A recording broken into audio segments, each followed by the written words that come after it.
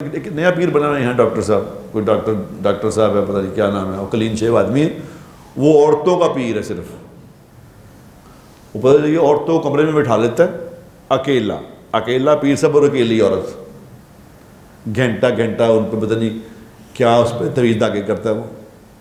نہ اس عورت کو پتہ ہے کہ یار یہ تو غیر محرم کے ساتھ کسی ایک جگہ اکیلے بیٹھنا یہ تو گناہ ہے، یہ نہیں کرنا. سگے بہن بھائیوں کو کمرے میں بیٹھنے سے منع کیا ہوا ہے، وہ اکیلی عورتوں لے کے بیٹھ جاتا ہے، اور وہ عورتیں بھی جا کے بیٹھ رہی کہ جی یہ ہمارے پیر ہیں. پھر جب خرابی ہوئی تھی تو کہتے ہیں یار بڑی وہ پیر ایہو جا نکلا ہے. اس سے پہلے نہیں پوچھ رہے، آ کے کوئی پہلے نہیں پوچھ رہا کہ اس پیر کو جانا ہے کہ نہیں جانا، پہلے نہیں پوچھ رہے. جدو پیر کم پا دینا ہے پھر کہتے جی ہوں پیر نے کم پا جی ہوں دسو کی کریے. پہلے پوچھنا ہوتا ہے کہ بھئی یہ جائز ہے کہ نہیں جائز ہے.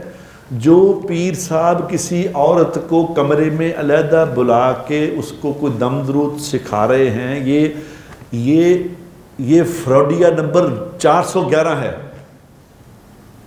اس پیر کے منہ پہ 2 چپیڑے مارو جا کے جو کسی عورت کو کہے کہ جی اندر آپ آ جائیں میرے پاس اکیلی.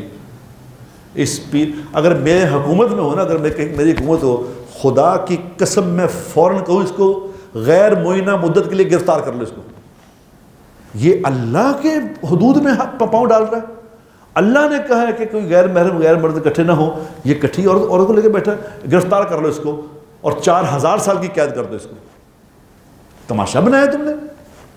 دین کے نام پہ جو لوگوں کو دھوکہ دے رہے ہیں، لیکن دھوکہ تو دھوکے والوں کو دے رہے ہیں نا، جاہلوں کو دھوکہ دے رہے ہیں نا. عقل مند کیسے دے رہے ہیں؟